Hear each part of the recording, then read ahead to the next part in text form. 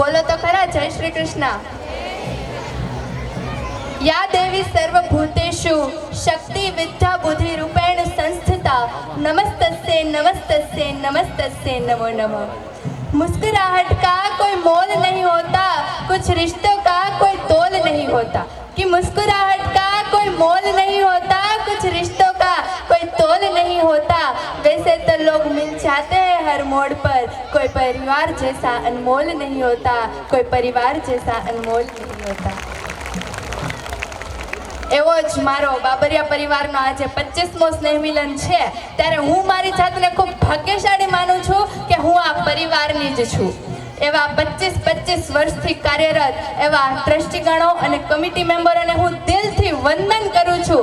અને આ વખતે 25મા સ્નેહ મિલનમાં એણે ખૂબ સરસ પ્રયત્ન કર્યો છે કે આપણા પરિવારના ભાઈઓ તો આગળ આવે જ, પરંતુ સાથે સાથે પરિવારની નારી શક્તિ પણ બિઝનેસ કરીને આગળ આવે. તો આવા ટ્રસ્ટીગણોને અને કમિટી મેમ્બરને છૂટક નહીં પણ જથ્થાબંધ તાળીઓથી એકવાર વધાવી લો. સોનેરી સિંહાસનના સરતાજ એવા મુખ્ય મહેમાનશ્રીઓ, દાતાશ્રીઓ, જાજરમાન સમાજના શ્રેષ્ઠીશ્રીઓ તેમજ અહીં ઉપસ્થિત થયા છે એવા પરિવારના વડીલો, માતાઓ અને વહાલા બાળકો, આપ સર્વને મોરવાડા ગામની દિહિત્રી બાબરિયા પ્રાંજલના શત પ્રણામ. આજે મારે થોડીક વ્યવહારિક વાત કરવી છે. મારા મનના વિચારો આપની સમક્ષ રજૂ કરવા છે કે જે અત્યાર સુધી હું સમાજમાં જોતી આવી છું અને સાંભળી આવી છું. આજે મારે સારી નહીં પણ સાચી અને સચોટ વાત કરવી છે. કદાચ કોઈને ગમશે અને કોઈને ના પણ ગમે, છતાં મારે કહેવું છે કે જ્યારે આવા મોંઘવારીના સમયમાં પ્રસંગો કરવાના દિવસો આવે ને, ત્યારે પરિવારના વડીલોની વ્યાકુળતા ખૂબ જ વધી જતી હોય છે. કારણ કે આર્થિક પરિસ્થિતિ સારી ન હોવા છતાં પરિવારનું ભરણ પોષણ કરતા કરતા પ્રસંગોની તૈયારી કરવી પડે છે. અરે જુઓ તો ખરા, પહેલાના સમયમાં ઘરના આંગણે દીકરા કે દીકરીના ધામધૂમથી સાદાઈથી ઉજવાતા લગ્ન પ્રસંગ કેટલા ભવ્ય લાગતા.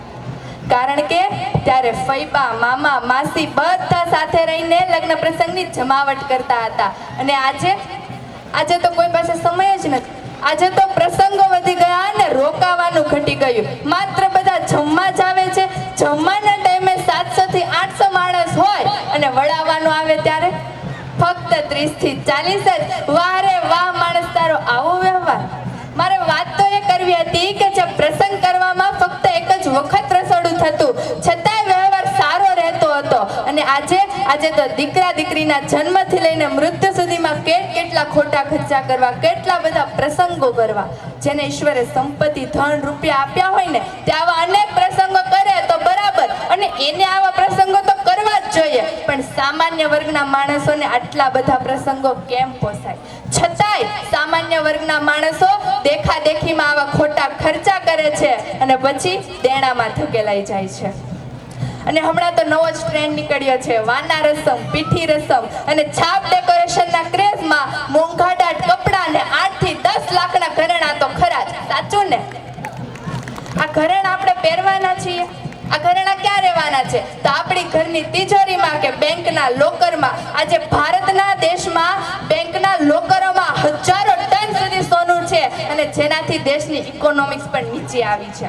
આપણા ગુજરાતીઓમાં કહેવત છે, તમને બધાને ખબર જ હશે કે લાંબા જોડે ટૂંકો જાય ને મરે નહીં ને માંદો થાય.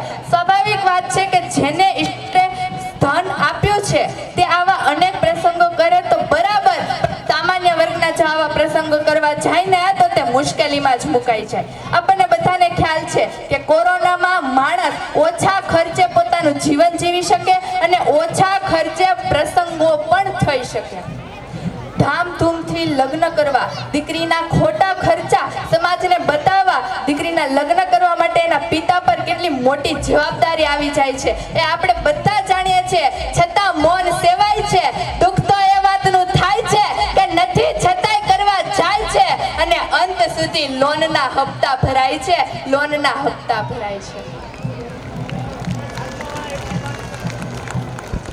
આ લોનની વાત ઉપરથી યાદ આવ્યું કે લોન આપણે સમાજને બતાવવા, ખોટા ખર્ચા કરવા માટે નથી લેવાની, પણ આપણા જીવનના જરૂરિયાત માટે લોન લેવાની હોય છે. કાનજીભાઈ ભાલડા એક બેંકના મેનેજર હોવા છતાં આપણને એમ કહે તમે લોન લો, પણ તમારા જીવન જરૂરિયાત માટે, તમારા દેખાદેખી કે સમાજમાં બતાવવા માટે નહીં. અને દેખાદેખીની વાત ઉપરથી એક યાદ આવ્યું કે હમણાં એક ખૂબ પોસ્ટ વાયરલ થઈ હતી, જેમાં એક બહેન મામેરાની વિધિમાં એના આંખમાં આંસુ આવી જાય છે. બહેન માટે ઓછું લાવ્યો હતો એ માટે નહીં, પર તે પ્રસંગમાં હાજર રહેલી સ્ત્રીઓ ભાઈનું સામાન્ય મામેરું જોઈને મજાક ઉડાવતા હતા. અને આ આપણે મામેરું બતાવવું શું જરૂરી છે? બંધ બારણે ભાઈને બહેનને જે આપવું હોય તે શું ના આપી શકે?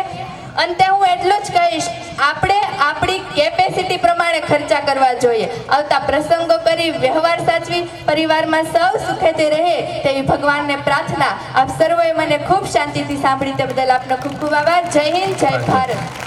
ખૂબ ખૂબ આભાર પ્રાંજલનો કે જેણે સમાજની એક સાચી વેદના બતાવી.